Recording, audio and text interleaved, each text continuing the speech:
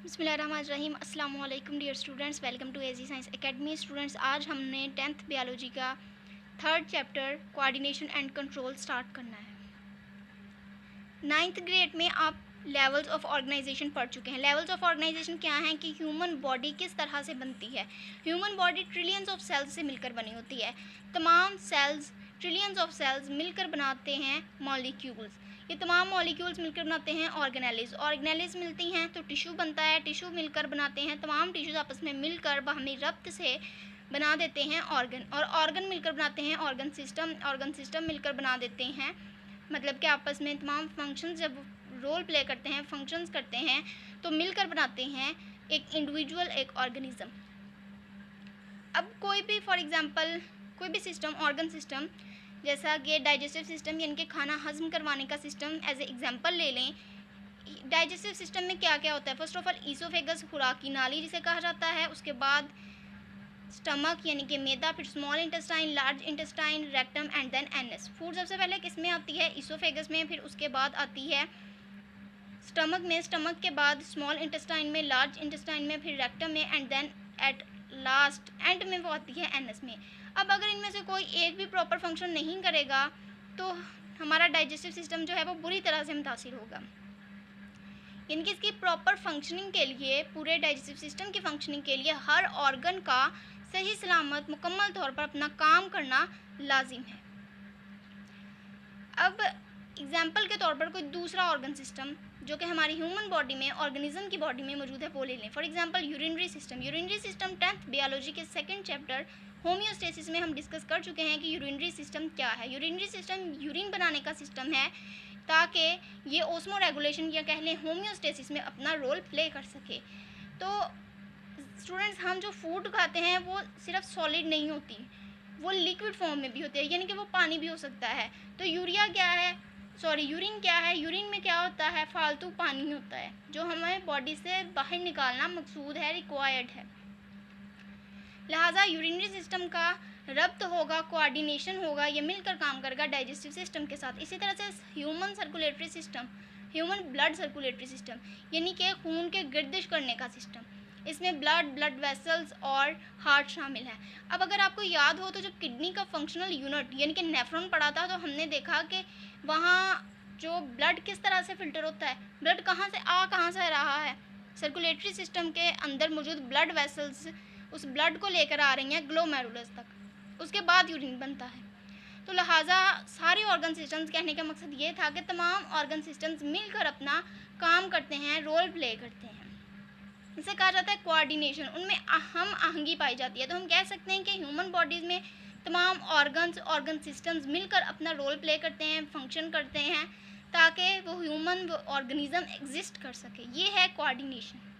अब कोऑर्डिनेशन की proper definition क्या है? Working of body as one unit, एक इकाई के तौर पर बॉडी का काम करना, by cooperation of different body organs, मुख्तलिफ बॉडी ऑर्गन्स के कोऑपरेशन से, मिलकर काम करने से, या फिर ऑर्गन सिस्टम्स के in harmony with each other, एक दूसरे के साथ हम आहंगी से। टाइप्स ऑफ कोऑर्डिनेशन, कोऑर्डिनेशन की इकसाम। कोऑर्डिनेशन दो तरह की है। केमिकल कोऑर्डिनेशन, केमिकल कोऑर्डिनेशन ऐसी होती है जिसमें सब्सटेंसेस केमिकल्स की फॉर्म में रिलीज़ करते हैं कुछ मखसूस ऑर्गन्स, उन सब्सटेंसेस को केमिकल्स की फॉर्म में रिलीज़ करते हैं और फिर मैसेज डिलीवर किया जाता है इस कोऑर्डिनेशन के लिए। और यहाँ पे नर्वस कोऑर्डिनेशन में ब्रेन है, स्पाइनल कॉर्ड है, जो कि इस कोऑर्डिनेशन में रब्त पैदा करने में, ऑर्गन्स के दरमियान, ऑर्गन सिस्टम्स के दरमियान एक दूसरे की हेल्प आउट करने में मदद देते हैं। अब है कंपोनेंट्स ऑफ कोऑर्डिनेशन, यानी कि कोऑर्डिनेशन के रब्त के कंपोनेंट्स या अज्जा। फर्स्ट ऑफ ऑल है स्टिमुलाई।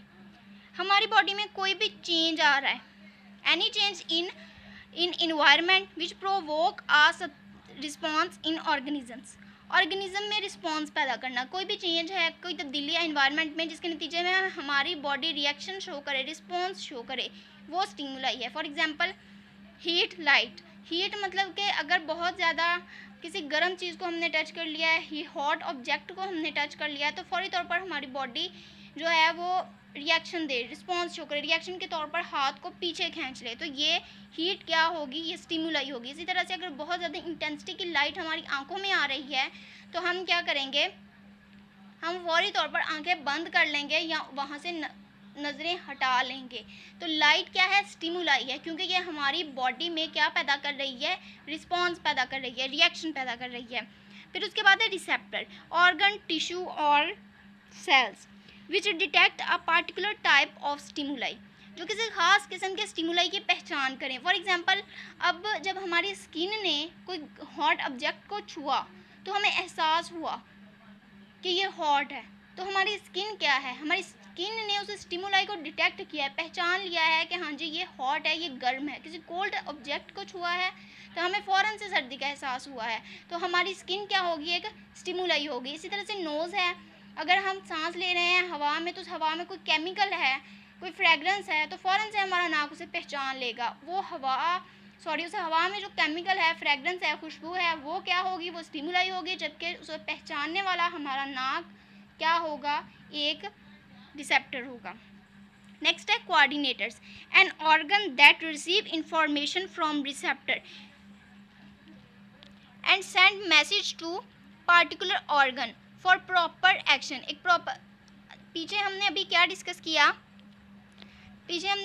किया रिसेप्टर्स, यानी कि जो उसे पहचान लेते हैं, स्टिमुलाई को जो ऑर्गन्स पहचान लेते हैं। तो इन ऑर्गन्स से मैसेज लेकर एक्शन पैदा जो करवाता है उसे कहा जाता है कोऑर्डिनेटर्स। क्या कहा जाता है, coordinators. For example, nervous coordination में ब्रेन और स्पाइनल कॉर्ड कोऑर्डिनेटर्स हैं, जबकि एंडोक्राइन ग्लैंड्स वो केमिकल कोऑर्डिनेशन में एज अ कोऑर्डिनेटर काम करेंगे। ग्लैंड क्या होता है, ऐसा ऑर्गन होता है जो किसी भी सब्सटेंस को केमिकल की फॉर्म में रिलीज करके मैसेज को सेंड करता है। उसके बाद है effectors, parts of body which receive message from coordinators, जो कोऑर्डिनेटर से मैसेज रिसीव करेगा और फिर कोई रिस्पॉन्स शो करेगा, रिएक्शन शो करेगा। जैसे कि हमारी स्किन ने, हमने किसी हॉट बॉडी का छुआ, मैसेज क्या हमारे ब्रेन की तरफ, ब्रेन क्या था, ब्रेन था कोऑर्डिनेटर, फिर उस कोऑर्डिनेटर ने मैसेज भेजा हाथ की तरफ ताकि उसको पीछे खींच लिया जाए, तो हमारा हाथ क्या होगा, इफेक्टर होगा, यानी कि उसने रिस्पॉन्स शो किया है। और जो रिस्पॉन्स उसने शो किया है, यानी हाथ को पीछे खींचा है, जो रिएक्शन उसने दिया है, जो एक्शन उसने परफॉर्म किया है, उस हॉट बॉडी को छूने के, टच कर लेने के रिएक्शन में जो किया है उसने, उस एक्शन को कहेंगे या उस रिएक्शन को कहेंगे रिस्पॉन्स। ठीक है जी, ये था आज का लेक्चर।